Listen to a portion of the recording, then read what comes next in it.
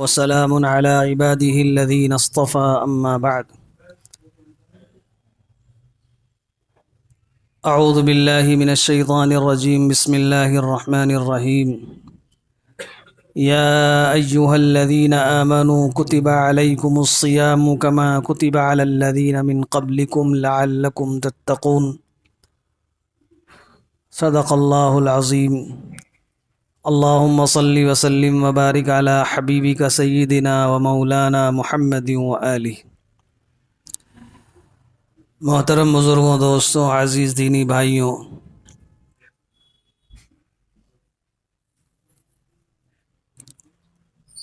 آج شعبان المعظم کی 24 تاریخ ہے۔ اسی ہفتے آئندہ جمعہ سے پہلے انتہائی برکت والا مہینہ رمضان المبارک شروع ہو جائے گا۔ اللہ تعالی ہم سب کو خیر و عافیت کے ساتھ اس ماہ تک پہنچا دے اور پہلے دن سے اس کی برکتوں کے حاصل کرنے کی توفیق عطا فرما دے۔ رمضان المبارک سے پہلے شعبان کی آخری تاریخوں میں حضرت نبی کریم صلی اللہ علیہ وسلم نے صحابہ اکرام کے سامنے ایک بیان کیا اور اس میں رمضان المبارک کے متعلق کچھ باتیں ارشاد فرمائیں۔ آج آپ کے سامنے رسول اللہ صلی اللہ علیہ وسلم کا وہی خطبہ، وہی بیان انشاءاللہ پیش کیا جائے گا، اس کا ترجمہ اور اس کی مختصر تشریح کے ساتھ۔ عن سلمان رضی اللہ تعالی عنہ قال خطبنا رسول اللہ صلی اللہ علیہ وسلم فی آخر یوم من شعبان۔ حضرت سلمان فارسی رضی اللہ تعالی عنہ بیان فرماتے ہیں کہ شعبان کی آخری تاریخ میں رسول اللہ صلی اللہ علیہ وسلم نے ہمارے سامنے بیان کیا۔ فقال یا ایھا الناس قد اظلکم شہر عظیم مبارک۔ آپ صلی اللہ علیہ وسلم نے فرمایا کہ اے لوگوں، یا ایھا الناس قد اظلکم شہر عظیم مبارک، بہت عظمت والا، بہت برکت والا ایک مہینہ چھا گیا، یعنی چھانے والا ہے۔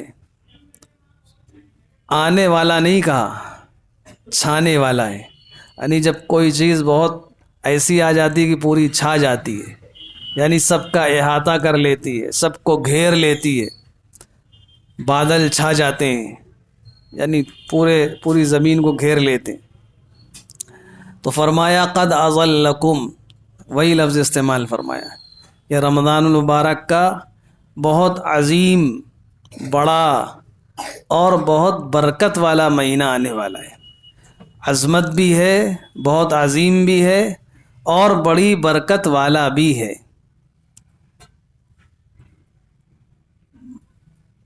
یہ جو برکت کا تصور ہے، یہ صرف آج ہم مسلمانوں ہی کے پاس ہے، دنیا میں کسی اور قوم کے پاس اس کا تصور نہیں ہے برکت کا۔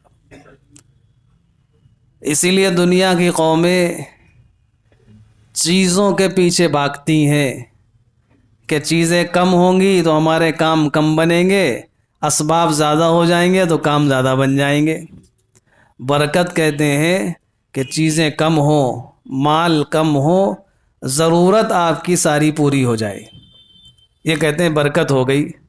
وقت میں برکت ہے، سارے کام ہو جا رہے ہیں اسی وقت کے اندر، اسی تنخواہ میں، اسی آمدنی میں ساری ضرورتیں پوری ہو جا رہی ہے، برکت ہے۔ اور اگر برکت نہیں ہے تو چاہے جتنا وہی 24 گھنٹے ہیں، برکت نہیں ہے تو کام پورا نہیں ہو پا، رہ جاتا ہے کچھ نہ کچھ کام، پھر اگلے دن اور کام آ گیا، وہ پچھلا بھی باقی ہے، یہ بھی آ گیا اور رہ گیا۔ اسی طرح مال ہے، چاہے جتنی آمدنی ہے، اگر برکت نہ ہو تو پتہ چلا ضرورتیں پوری نہیں ہو رہی ہیں، آدمی دوسروں کا محتاج ہے، کبھی اس سے قرض لے رہا ہے، کبھی بینک سے لون لے رہا ہے، کبھی کچھ کر رہا ہے کہ جو آمدنی ہے اس میں کام پورے نہیں ہو پا رہے، اس کا مطلب برکت نہیں ہے۔ اسلام نے ہمیں سکھایا برکت بھی کچھ ہے، اس کی حقیقت ہوتی ہے، اللہ سے مانگنا چاہیے کہ اللہ برکت والی زندگی، برکت والی روزی، جو بھی چیز آپ عطا فرمائیے برکت والی عطا فرمائیے۔ تو فرمایا یہ مہینہ برکت والا ہے، شہر فیہ لیلۃ خیر من الف شہر، اس مہینے میں ایک رات ہے جو 1000 مہینوں سے افضل ہے۔ لیلۃ القدر، شب قدر جو آتی ہے وہ خود قرآن پاک میں بھی ہے، اس کا ذکر سورۃ القدر میں کہ 1000 مہینوں سے افضل ہے۔ شہر جعل اللہ صیامہ فریضۃ وقیام لیلہ تطوعا، اور اس مہینے میں اللہ تعالیٰ نے اس کے روزے کو فرض قرار دیا ہے اور رات کے قیام کو نفل قرار دیا ہے، یعنی دن میں روزہ رکھنا ہے اور رات میں تراویح پڑھنی ہے۔ شہر جعل اللہ صیامہ فریضۃ وقیام لیلہ تطوعا، تو رمضان المبارک کا ایک دن کا بھی کام بتا دیا، ایک رات کا بھی۔ دن میں روزہ رکھنا ہے اور رات میں تراویح ادا کرنی ہے۔ روزے کے تعلق سے بھی بہت سے لوگ غفلت کا شکار ہوتے ہیں مہینے میں، یعنی یہ ایسا برکت والا مہینہ ہے، اس کہتے ہیں کہ اگر کسی نے اس رمضان المبارک کا روزہ چھوڑ دیا پھر بعد میں ساری زندگی روزہ رکھتا رہے، اس کی قضا کرتا رہے، ادا تو ہو جائے گا، ذمے سے قضا کر لے گا، لیکن جو برکت رمضان المبارک میں حاصل ہوگی وہ کبھی اس کو حاصل نہیں ہو سکتی۔ اس لیے بعض لوگ سوچتے ہیں کہ ہمت کیسے ہوگی اتنی دیر بھوکا پیاسا، بہت سے لوگ بھوکے پیاسے رہتے ہیں، جو روزہ رکھتے ہیں صرف ایک کے اوپر تھوڑی فرض ہو رہا ہے، سبھی لوگ رکھ رہے ہیں، رکھنے والوں کے لیے سب آسان ہے اور نہ رکھنے والوں کے لیے پھر تو تھوڑی دیر بھی۔ تو اس لیے ہمت اور عزم کرنا چاہیے، اگر کسی وجہ سے توفیق نہیں مل رہی ہے، ہمت نہیں ہو رہی ہے، اندر سے کمزوری ہے، نہیں انسان رکھ پا رہا ہے، تو کم سے کم رمضان المبارک کا احترام کرنا چاہیے۔ باہر کھاتے پیتے نہ پھریں، معلوم ہے روزہ بھی نہیں ہے اور ہوٹلوں میں صاحب چائے پی رہے ہیں، بریانی کھا رہے ہیں، کھانا کھا رہے ہیں، پان مسالہ کھا کر ٹہل رہے ہیں، تھوک رہے ہیں، یہ رمضان المبارک کی بے ادبی، بے حرمتی ہے۔ کوشش تو یہی ہو کہ اللہ تعالیٰ نے مبارک مہینہ دیا ہے اور اس کا روزہ فرض کیا ہے، یعنی رکھنا ضروری ہے۔ اگر کسی وجہ سے کوئی عذر ہے یا ہمت نہیں ہو رہی ہے، اتنا کمزور ایمان ہے، کچھ بھی ہے، اگر کسی وجہ سے روزہ نہیں رکھ سکے تو کم از کم آخری درجہ یہ ہے کہ رمضان المبارک کا احترام تو واقعی ہو، روزے دار کا احترام۔ ہم نے تو بعض غیر مسلموں کو دیکھا، معلوم و سفر میں انہوں نے اپنا ٹفن کھول لیا، اور آدمی ہوتا ہے کبھی ساتھ میں کرتے کرتے تعلق ہو گیا سفر میں تو کہہ دیا کہ آ جائیے، ان سے بتایا نہیں روزے سے ہیں، تو فوراً بند کر لیا کہ آپ کے سامنے نہیں کھائیں گے، دوسری جگہ چلے گئے کھانے، اٹھ کر اپنی سیٹ چھوڑ کر۔ بس وہ احترام کی بات ہوتی، کس کے دل میں کتنا احترام ہے۔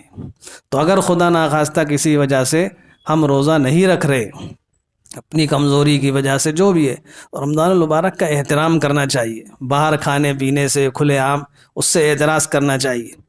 اور تراویح، یہ اس میں بعض لوگ یہ غلط فہمی میں ہوتے ہیں کہ قرآن پاک جلدی سے سن لیں اور بس چھٹی، پتہ کرتے ہیں کہاں 10 دن میں ہوگی، 5 دن میں ہوگی اور چھٹی کر لی۔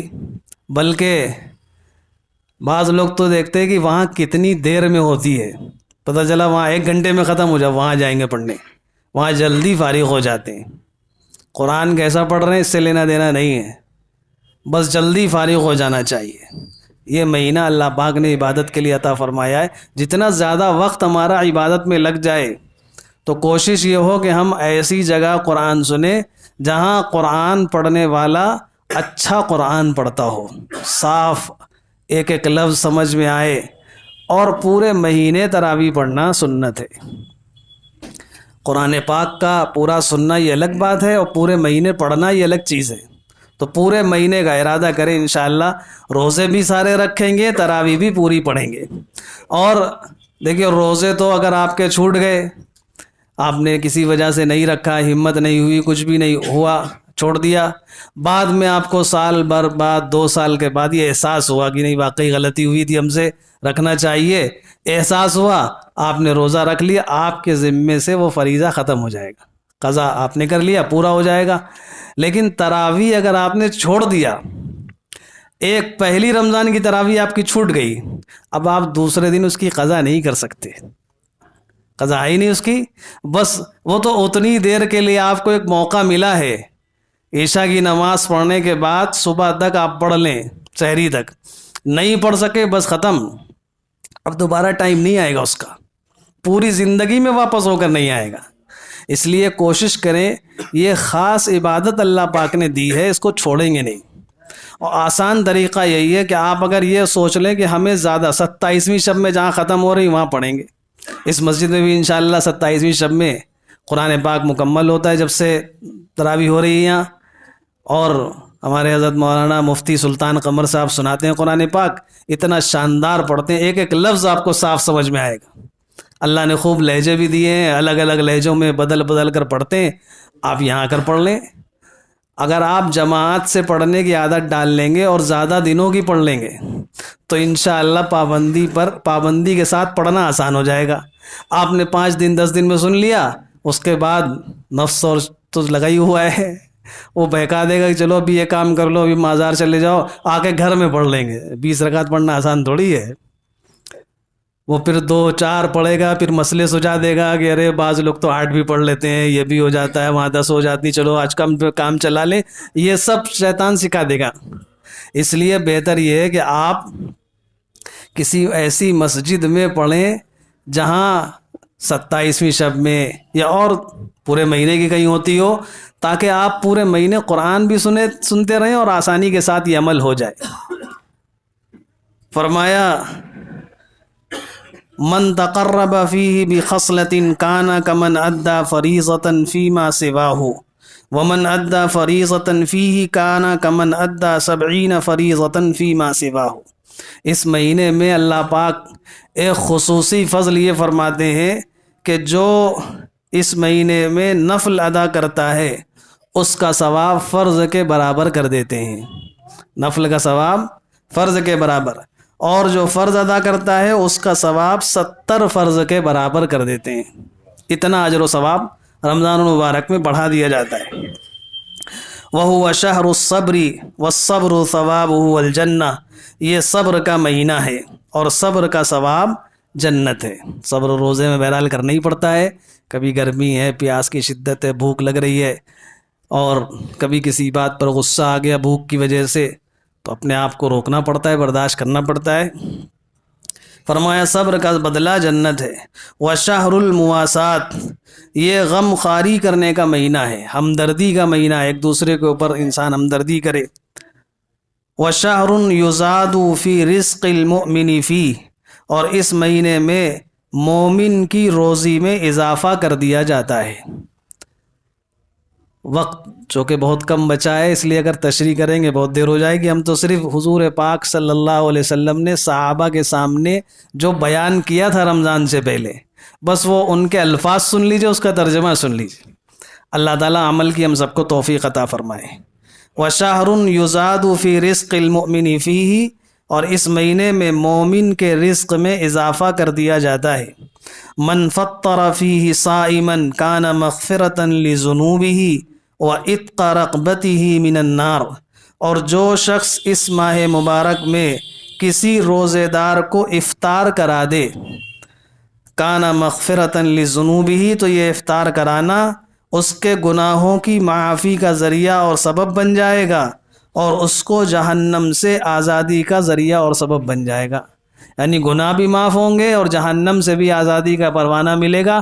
کس عمل پر؟ کسی روزے دار کو افطار کرا دینے پر۔ وَكَانَ لَهُ مِثْلُ أَجْرِهِ مِنْ غَيْرِ أَنْ يُنْقَصَ مِنْ أَجْرِهِ شَيْءٌ، اور دوسرا کیا ملے گا؟ اس روزے دار کو جو اجر و ثواب ملا ہے وہی اس افطار کرانے والے کو مل جائے گا، اس کے ثواب میں کمی کیے بغیر، یعنی اس کا ثواب لے کے نہیں دیا جائے گا، روزہ رکھنے والے کو اپنا پورا ملے گا، اور جس نے افطار کرایا ہے اس کو اپنا پورا ثواب ملے گا۔ قالوا یا رسول اللہ لیس کلنا یجد ما یفطر الصائم فقال رسول اللہ صلی اللہ علیہ وسلم يعطي الله هذا الثواب من فطر صائما على تمرة او شربة ماء او مزقة لبن۔ صحابہ نے پوچھا کہ یا رسول اللہ صلی اللہ علیہ وسلم، ہم میں بعض لوگ ایسے ہیں کہ ہمیں اپنے افطار کا انتظام نہیں، دوسروں کو کہاں سے کرا سکیں گے افطار، تو اب یہ اجر کیسے حاصل کریں؟ آپ نے فرمایا کہ ایک کھجور سے افطار کرا دو کسی کو، ایک گھونٹ کسی کو پانی پلا دو، تھوڑی سی لسی پلا دو، اس سے افطار کرا دو، یعنی ذرا سی چیز سے کسی سے افطار کرا دیا تو بھی اللہ پاک یہ اجر و ثواب عطا فرما دیں گے۔ ہمارے ایک بزرگ ابھی حیات ہیں، اللہ تعالیٰ ان کی عمر لمبی فرمائے، بڑا عجیب حضرت نے بتایا، کہاں ہم لوگ چھوٹے تھے، ہمارے گھر میں ابا، اور وہ افطار سے پہلے سب کے سامنے کھجوریں رکھ دی جاتی تھی۔ اب افطار کا ٹائم ہو گیا، کھجور رکھ دی گئی، وہ کھجور جس کے سامنے رکھ دی گئی اس کا مالک ہو گیا، اس کے ہاتھ میں آ گئی۔ افطار کا جیسے ہی اعلان ہوتا تھا، اذان کا وقت ہوا تو کہتے تھے آپس میں ایک دوسرے سے ایکسچینج کر لو، اپنی کھجوریں ایک دوسرے کو بدل دو، اس نیت سے کہ ہم تمہیں افطار کرا رہے ہیں اور اس سے کھجور اپنے، یعنی اسی گھر میں رہتے ہوئے ایک دوسرے کو افطار کرا دی۔ جب انسان ثواب کا حریص ہوتا ہے، نیکیوں کا دل دادا ہوتا ہے، تو اللہ پاک سب طریقے بھی سجھا دیتے ہیں۔ قالوا یا رسول اللہ لیس کلنا یجد ما یفطر الصائم وهو شهر اوله رحمة واوسطه مغفرة واخره عتق من النار۔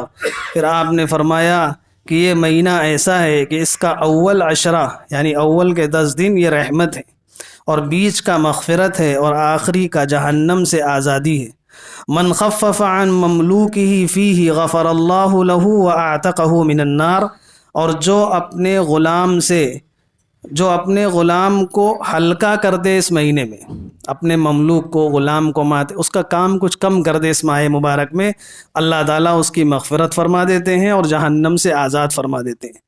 وَاسْتَكْثِرُوا فِيهِ مِنْ 4 خِصَالٍ خَصْلَتَيْنِ تُرْضَوْنَ بِهِمَا رَبَّكُمْ وَخَصْلَتَيْنِ لَا غِنَاءَ بِكُمْ عَنْهُمَا۔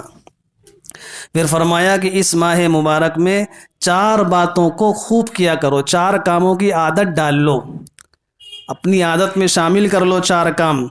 2 کام ایسے ہیں جس سے تمہارا رب راضی ہوگا، اور 2 کام ایسے ہیں جو تمہارے لیے انتہائی ضروری ہیں۔ کیا؟ فَأَمَّا الْخَصْلَتَانِ اللَّتَانِ تُرْضُونَ بِهِمَا رَبَّكُمْ، وہ 2 خصلتیں، وہ 2 عادتیں جس سے تمہارا رب تم سے راضی ہو جائے گا۔ فَشَهَادَةُ أَلَّا إِلَٰهَ إِلَّا اللَّهُ وَتَسْتَغْفِرُونَهُ، لا الہ الا اللہ کی گواہی دو، یعنی یہ کثرت سے پڑھو، لا الہ الا اللہ، لا الہ الا اللہ، اور اللہ سے خوب استغفار کرو، استغفر اللہ، اللہ معاف فرما دیجئے، اللہم انک عفو تحب العفو۔ وَأَمَّا الْخَصْلَتَانِ اللَّتَانِ لَا غِنَاءَ بِكُمْ عَنْهُمَا، اور وہ 2 عادتیں جو تمہارے لیے انتہائی ضروری ہیں، جس کے بغیر چارہ کار نہیں۔ فَتَسْأَلُونَ اللَّهَ الْجَنَّةَ وَتَعَوَّذُونَ بِهِ مِنَ النَّارِ، اللہ سے جنت مانگو، جہنم سے پناہ مانگو۔ ہم سب جنت جانا چاہتے ہیں، جہنم سے بچنا چاہتے ہیں، فرمایا 2 چیزیں اللہ سے مانگو، جنت میں پہنچ جائیں، جہنم سے بچ جائیں۔ وَمَنْ أَسْقَى صَائِمًا سَقَاهُ اللَّهُ مِنْ حَوْضِي شَرْبَةً لَا يَظْمَأُ حَتَّى يَدْخُلَ الْجَنَّةَ، اور جو شخص روزے دار کو افطار کرائے پانی کے ذریعے سے، یعنی کچھ نہیں، پانی پلا دیا، تو اللہ تعالیٰ اس کو قیامت کے میدان میں میرے حوض سے پانی پلائے گا، جب تک وہ جنت میں داخل نہیں ہو جائے گا اس وقت تک اس کو پیاس نہیں لگے گی۔ جو حوض کوثر سے پانی پی لے گا جنت میں داخل ہونے تک پھر اس کو پیاس نہیں لگے گی۔ یہ خطبہ، یہ بیان جناب رسول اللہ صلی اللہ علیہ وسلم نے رمضان المبارک سے پہلے صحابہ کے سامنے بیان فرمایا تھا۔ اللہ تعالیٰ ان باتوں پر ہم سب کو بھی عمل کرنے کی